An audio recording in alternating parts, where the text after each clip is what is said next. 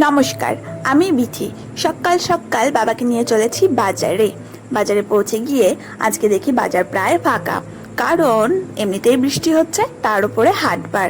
আরও ভোরে ভোরে সকলে বাজার করে নিয়ে চলে গেছে সবজি।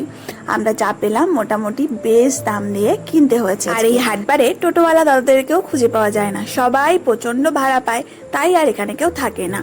অজ্ঞতা আমরা বাবা মেয়ে কাউকে খুঁজে না পেয়ে বসে আছি কেনাকাটার পর একটি জায়গায় ক্লান্ত হয়ে। জানি যে টোটোওয়ালা দাদারা আমাদেরকে বাজারে আসতে দেখেছিল কেউ না কেউ ঠিক খোঁজ নিতে আসবে। আসলে ফোনের ব্যালেন্সও শেষ যে আমি কাউকে ফোন করব।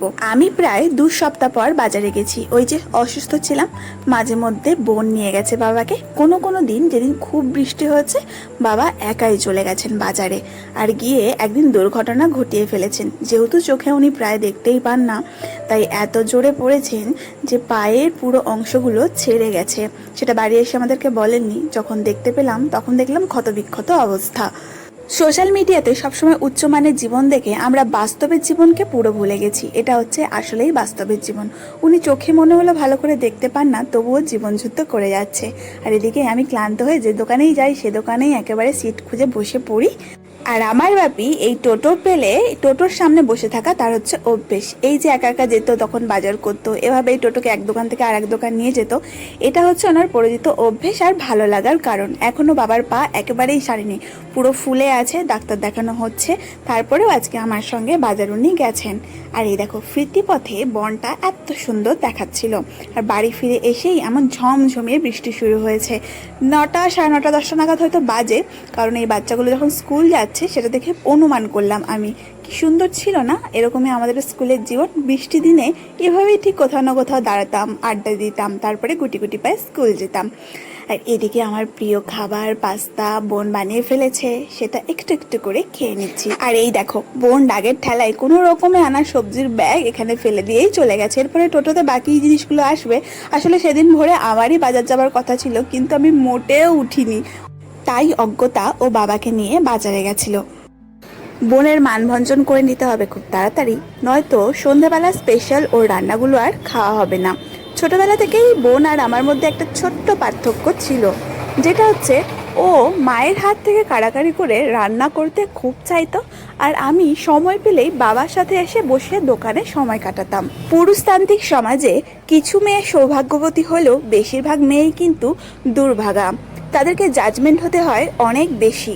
ভালো মন্দ, সতী অসতী, সধবা বিধবা, সমস্ত কিছু দায়ভার যেন শুধুমাত্র মেয়েদের ওপর। না, প্রত্যেক মেয়ে যে ভালো মনের তা নয়। তবে বাথরুমের নিচ থেকে, পাহাড় থেকে কিংবা নীলড্রাম থেকে কোনো ছেলের নিথর দেহ উদ্ধার করা হতো না। তবে বহু যুগ আগে থেকেই এখনো চলছে, ভবিষ্যতেও চলবে এটাই আশা করা যায়। সমস্ত রকম ঘটনা দেখলে অ্যাসিড আক্রান্ত মহিলা, অ্যাবিউজ করা মহিলা এবং মেরে ফেলা হয় শারীরিকভাবে। 6 দিনের শিশু থেকে 60 বছরের বৃদ্ধা কেউই নিস্তার পান না। এই সমস্ত মন মানসিকতা, ছেলে মেয়ের লড়াই যতদিন চলবে সমস্যার সমাধান হবে না। যতদিন চলবে রাজনৈতিক লড়াই, ধর্মের লড়াই, কোনো সমস্যারই সমাধান হবে না। সমস্যার সমাধান আমাদের এই ছেলে মেয়েদের মধ্যেই লুকিয়ে আছে। আমরা কেউ কারোর কম্পিটিটর নই, আমরা পরিপূরক। ছোটবেলায় ভাব সম্প্রসারণ পড়েছিলাম, সকলে আমরা সকলের তরে, কিন্তু হতে পারলাম কই। যদি হতাম অন্তর থেকে ভালো, তাহলে হয়তো এত সমস্যার সম্মুখীন আমাদের কাউকেই হতে হতো না। এমন অনেক মহিলা আছেন যারা গৃহিণী এবং বাইরেও কোনো প্রফেশনের সাথে যুক্ত আছেন। তাদের অভিজ্ঞতা অনুযায়ী বাড়ির বাইরে যে কোনো প্রফেশনেই বাহবা মেলে অনেক বেশি। সেই তুলনায় ঘরে সকলের ফাইফরমাস কেটেও পছন্দ অনুযায়ী খাবার তৈরি করে মুখের সামনে তুলে ধরলেও অনেক সময় শুনতে হয় রান্নাটা ঠিক মা মাসিদের মতন হয়নি। ছোট্ট ছোট্ট কাজে সকলের সামনে অপদস্থ হতে হয়, সেটা মনে বিঁধে যায় অনেক বেশি। আসলে বাইরের দূরের মানুষদের থেকে 2-4টে কটু কথা আমাদের মনে ততটা না দাগ ফেলে, যতটা নিজের আপন ভেবে মানুষদের কাছ থেকে পাওয়া কটু কথায় আমাদের মন কষ্ট পায়। আমরা যারা স্কুল কলেজ জীবনের সাথে পরিচিত তারা জানি চায়ের দোকানে, রাস্তার রকে কিংবা ইউনিয়নের দাদাদের থেকে কিভাবে কটূক্তি শুনতে হয়। এই অভিজ্ঞতাগুলি কতটা লজ্জার এবং ভয়ঙ্কর সেটা শুধু মেয়েরাই জানে। জীবনযুদ্ধ পুরুষ জাতি এবং নারী জাতির উভয় পক্ষের আছে। তবে নারী জাতির লড়াইটা নিজের সঙ্গে নিজের কাছের মানুষদের সঙ্গে নিজের পরিবেশ, প্রকৃতি, সমাজ সকলের সাথে লড়তে হয় প্রতিনিয়ত। দোকানটা আমি আস্তে আস্তে গুটিয়ে নেবো, 9টা বেজে গেছে, আর ভালো লাগছে না। সবজি আমার সব ফাঁকা হয়ে গেছে, মানে ঝেড়ে ঝুড়ে আজকে সব নিয়ে চলে গেছে, এরকম ব্যাপার। মাঝে মাঝে এরকম ভিড় হয়, আবার মাঝে মাঝে এত সবজি নষ্ট হয়। আজকে সকাল 5টা থেকে রাত 9:30টার যুদ্ধটা আমার চললো, আর টেনশন একটা হতেই থাকে, কি হবে, কতটা হবে, কিভাবে হবে, যেটা একটা পার্মানেন্ট গভর্নমেন্ট জবে থাকে না। স্যালারির একটা ব্যাপার তো অবশ্যই থাকে, আর একটা যেটা থাকে 10টা 5টা ডিউটি সেরে পরিবারকে সময় দেওয়া যায়, যেটা ব্যবসার ক্ষেত্রে একেবারেই হয় না। চলো, রাত 9টা 9:30 বেজে গেছে, বন্ধ করে দিই এবার। ও, আমি না একটা 20 টাকার কয়েন পেয়েছি, এই যে এবার বোঝা যাচ্ছে যে এটা 20 টাকার কয়েন।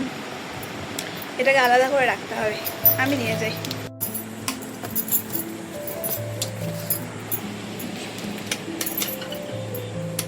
লাইট বন্ধ করে যেই বেরোবো অমনি কাস্টমার এসছে। চলো এবার যা যাক। ঘরে ফিরে এসে আমরা সকলে মিলে কোয়ালিটি টাইম কাটাচ্ছি। বাবাকে খানিকক্ষণ রাগালাম, এরপরে হচ্ছে বোনের পালা। এখন যে রুমটাতে রয়েছি এটা আমাদের আগে পরিত্যক্ত একটা রুম ছিল। আমি একা রাতে ঘুমোতে পারি না বলে বাবা মার সাথে আমাকে থাকতে হয়। অনেক রুম তো থাকলে কি হবে, মানুষজন না থাকলে সেগুলো যেন কেমন একটা হয়ে যায়। এরপরে শুরু হয়েছে বোনের সাথে খুনসুটি। এভাবেই আমাদের লাস্ট টাইমটা আজকের কাটালাম। Good night.